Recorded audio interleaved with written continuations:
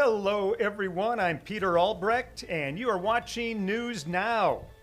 You might be new to what we're doing here. Every day at 5:30, we're getting together, going over kind of the big headlines of the day, and we're asking our News 5 poll question and also our question of the day, so we get some feedback from you about some of the things going on out in the community. So I think we're going to take a look at our headlines now and preview a little bit what we'll be bringing you today. A local high school assistant principal has been arrested. The Alabama Secretary of State is looking to kick some people off the voter rolls. And how did a boat get in a really weird spot down at Orange Beach? Those are some of the things we'll be telling you about. So let's start with our headlines. Here are some of the 5 big stories taking place today. This is News 5 Now, streaming live to your neighborhood and around the world. All right, here we go with our top 5 stories here at 5:30 on News 5 Now. A reminder to like us on Facebook, if you will. Number 5 tonight, a day at the beach saw some people stumbling across this modern-day shipwreck, this boat crashing onto the rocks at Alabama Point, there at Perdido Pass in Orange Beach. People there that we spoke with, not surprised. They say they've seen other boaters crack up on the jetty there, not knowing really how shallow it is. That boat got up there, though. People who live near here say they'd like to know exactly what happened, who's responsible for getting rid of it, and Aaliyah says it is investigating. All right, number 4. A Pensacola High School assistant principal spent the day in jail instead of at school. Sean Roby is charged with video voyeurism of someone who is 19 or older. Pensacola police say they arrested the 55-year-old for an incident that did not occur on campus and did not, again, involve any students. Besides that, police are not sharing a lot of information about this case. Roby has been suspended from his job.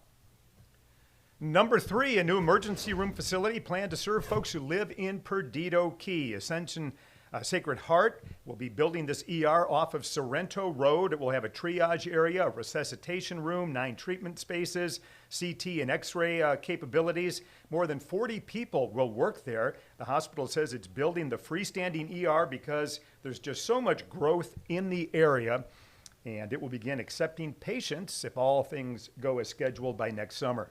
All right, number 2, who will go to Congress for Northwest Florida? Incumbent Matt Gaetz facing off against challenger Aaron Dimmick. Voters will decide between these 2 Republicans on Tuesday. I sat down recently with both of these candidates. Tonight at 6, we're going to look at some extremely accusatory ads against Matt Gaetz.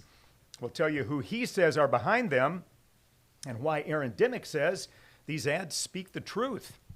And number 1 tonight, a purge of Alabama voter rolls is underway. The Alabama Secretary of State says that he's found more than 3,200 non-citizens registered to vote in Alabama in every county except Claiborne. Numbers supplied by Wes Allen show 537 registered in Mobile and Baldwin counties. Allen says these are non-citizens. They are not illegal aliens. These are people in the country legally. But, of course, that doesn't mean they can vote. The Secretary of State asking local election officials to get those people off the rolls before the November election. And those are 5 of the big stories we're working on for you today here at WKRG News 5. All right, every day here on News Now, we post a question of the day on Facebook and online. And then the next day, we check out some of your comments. So the question we posted yesterday was, what would you give as your best hurricane preparation tip to an out-of-towner who just moved to the Gulf Coast and isn't familiar with hurricanes and what we go through? All right, we're going to scroll through here and check out some of your comments. Yeah, there's our question. An out-of-towner just moved to the Gulf Coast. What's your best tip? And let's check out some of the comments. Angela says, cut your grass and do all your laundry. That's a good idea. Jessica says, take photos or better yet, video of your entire house.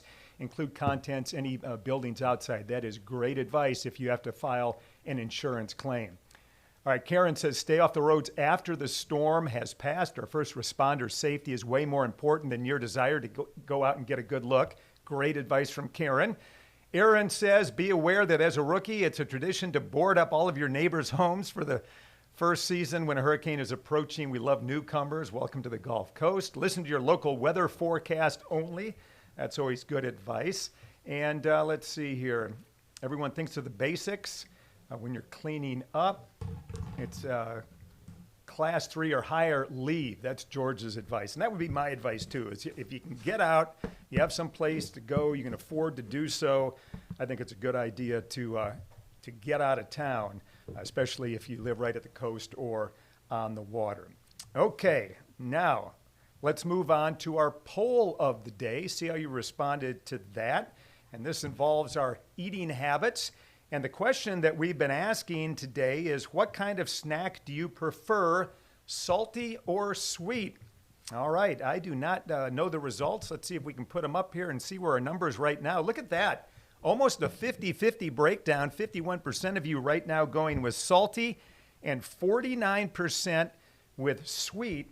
And I know I've spoken to some doctors who say that's the key that the snack companies really look for, is the perfect combination between sweet and salty that makes you want to keep eating these treats. And a lot of our salty sweet treats actually have a lot of sugar in it, and vice versa. A lot of our sugary treats have a lot of salt in it as well. So thanks for taking part in that poll. Okay, now we want to get you set up for tomorrow with the question of the day and the poll question. So our question of the day, and you can go to our Facebook page or our website to vote on this. If you could talk to anyone, living or not, for 1 hour, who would it be and why? All right, we'll have those comments for you tomorrow night. And our Facebook poll question, some experts recommend starting classes later to ensure teenagers get 8 to 10 hours of sleep. Do you think school start times should be later? And that's primary talking about high school age kids. We'll share those results tomorrow. And I can tell you my wife is a high school teacher, and she says kids don't get enough sleep. And the key reason is they are up late on their phones. That is probably pretty close to being true. All right. In the meantime, you can catch us back on air at 6 o'clock. Right now, you can turn over on WKRG, catch the rest of the CBS Evening News with Nora O'Donnell. Then at 6 o'clock, Roseanne and I will have all of your local news. Our chief meteorologist, Ed Bloodsworth, has the very latest on Hurricane Ernesto, and he's talking about lower humidity. So that's great news.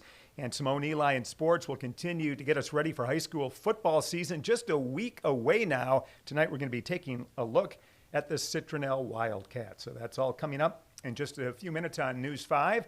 Thanks for joining us tonight for News Now. We'll see you again tomorrow right here at 5:30.